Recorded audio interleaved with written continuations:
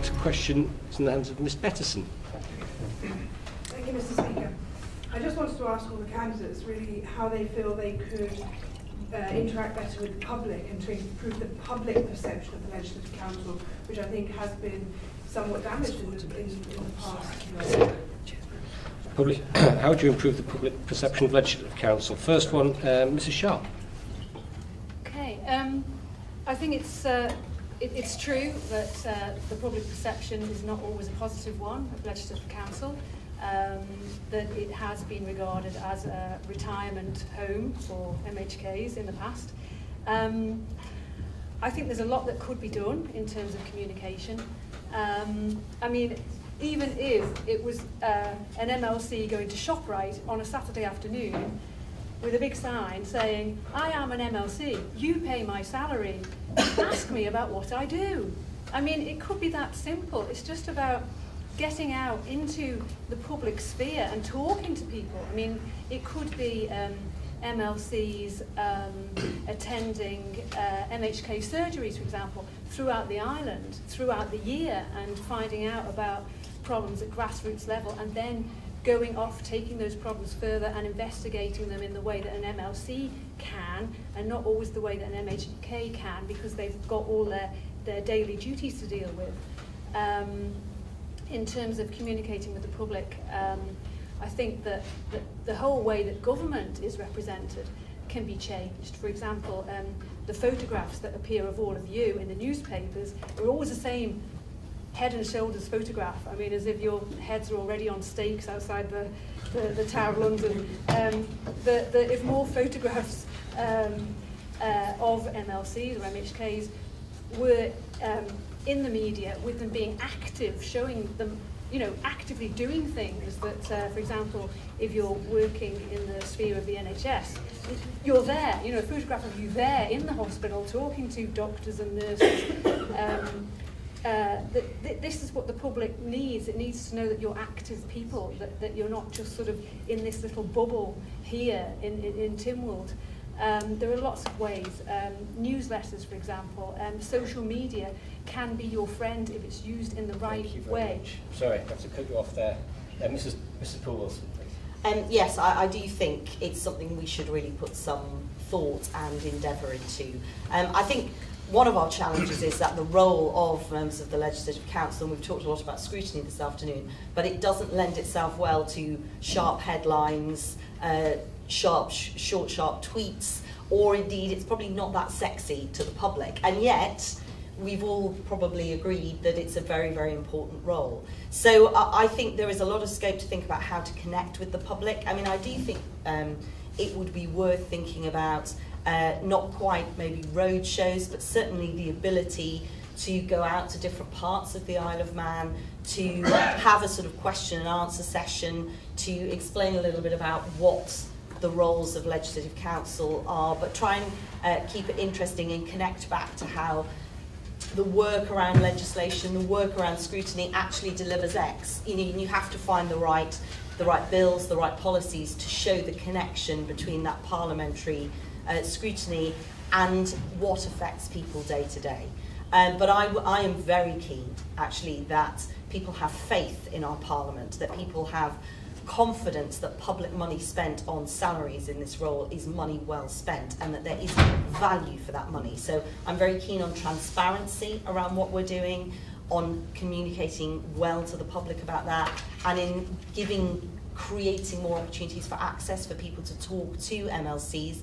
I think, you know, we do not have constituencies, but actually probably the Isle of Man is the Legislative Council's constituency, and I think there's a big opportunity to connect across the island. Mrs. Chambers. Absolutely. I think action is the thing, and there will be a number of new members on the council, and probably this would be one of the most important things to deal with early on. There is a very negative, rightly or wrongly, and I'm not saying it rightly, but there is a negative perception out there in the media, perhaps amongst a small number of people, but they speak quite loudly. Social media is a good platform if used properly, and I agree that perhaps attending surgeries with MHKs, if they would find that helpful, might be something that would be beneficial. I think that we should be in a position to be in the public arena a lot more and perhaps explaining the role. Scrutiny is not sexy by any means, but essential on an island, and I imagine that most people can appreciate that if it's brought more into the public arena. So yes, on many of the ways that have already been mentioned, I think it would be a very important first task for the new members of the council to integrate with the already existing members with their skills and things that they've already had to deal with. Councillor Skinner. Thank you, Mr. Speaker. I know that recently we introduced in Douglas MHK and council surgeries at the sea terminal. I spent a very pleasant Saturday morning a couple of Saturdays ago with Mrs. Beecroft. They're not sort of particularly well attended at the moment, but I think, again, we need to educate and tell people that they are on. And I know other MHKs have surgery, so I mean I wouldn't be averse to attending any other members' surgeries if I was successful in the role. But one thing that you do, if you've got a dog, then you've got to go out, and I sort of go regularly round my constituency as it is now, or to various parts of the island with the dog, and I'm often stopped because I don't know, is it because I've got a known face or not, but people stop me and ask me what's happening with this in the council, what's happening and that in the council. And I think if you face, people know your face, that they will stop and ask you and put their questions to you. Mr. Ramsay. Yes, I think we need to get away. The first thing is to tackle this perception that the work of LegCo consists of meeting once a week for 20 minutes on Tuesday morning. And you do that by showing all the other work. I think you could start filming some of the scrutiny committees, get Mr. Moulton in there. I think also on the policy side, if you're seen to be investigating and making sensible proposals about issues that actually are relevant to people and to society, and you're actually then coming to some conclusions that mean something to people, connect with people, I think that would make a difference. And I think sorting the payout would help as well. Because I think there's a kind of resentment about the pay issue, so I think that needs to be clarified at least. Mrs. Hendy? I think the process has already been started in a way in that you defined the job role in December last year, and it's out there. It's the first time I'd seen that in such a public way, and I think again that's attracted the level of interest. The other side is, again, making the process much more transparent and making it more user-friendly. I was amazed how the general public don't really have an idea of the process of this election. They just have this like farmyard attitude that used to be where it would go round and round in circles for weeks and weeks and never come out with a result. So I think, yes, raising the profile, maybe filming the debate, I don't know, but this is a bit of an aside, but I was at Peel Centenary Centre on Saturday and people were saying, we're going to vote for you, and I had to say, no, you can't vote, and then I started to tell them what the process was, so I've already started. Yeah. Thank you. Mr. Hardy. I think I'm uniquely placed here because I've got 3,000 to 5,000 people a week coming through my doors. I've got a lot of young people that work for me.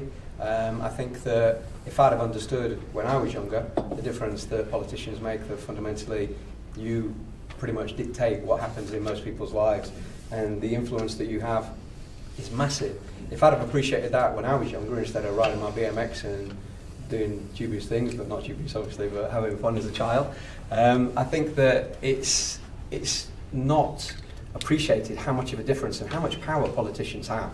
And I think that this is something I've come to quite late in life. And I think, like I said, my grandfather was chairman of Lincolnshire County Council for many years. He served 50, 60 years. Obviously, my wife's grandfather was Clifford Irving. We are very active in terms of political discourse within our family. I think that the daily interactions that I have with people who come in, be it the corporate people on Athol Street who come in for lunches, and it might just be a little 30-second soundbite, or it might be a relatively long conversation. I think that I've got the ability to talk to, I've employed hundreds and hundreds of young people through the years, And I think that the influence that you have on them with regards to their mindset about work, about politics, about opinions, about, open your eyes, see what's around you, see the opportunities that are there. This is something that I think I'm good at. I think I am quite passionate about things, and this is something that I think fundamentally is an amazing opportunity. This is an incredible situation that I'm sitting here now having this conversation with people who make the decisions in life. So I'm fortunate for my position, and I think that I would use that for good. Thank you. Mr. Cartledge. Thank you, Mr. Speaker. One of my concerns is the general held comment that retired people in grey suits sit on LegCo. One concern I would have is making sure I wouldn't encroach on an MHK's role and responsibility. If it was perceived that attending surgeries would help the MHK, I would be happy and support that. But to my mind, I feel that it might encroach on what you do. But explaining the role, Paul's here. He does a great job broadcasting. Newspapers, social media, radio. As I mentioned before in one of my responses, I was really surprised how many people have come up to me and commented on the fact that they'd heard or read that I was standing for LegCo. And the work that has been done already, particularly by the number of people that have had nominations, successful nominations, I think is evidence that the word is spreading. There is a more open, more openness and awareness. But I would also like to work with fellow MLCs if I was elected, not just as a standalone, but as a collective body, that we can actually go out and work to develop people's understanding. And hopefully next election, which seems like a long time away but isn't, we get even more people, because it's a far greater understanding, and I think that's an objective that this next LegCo should set itself.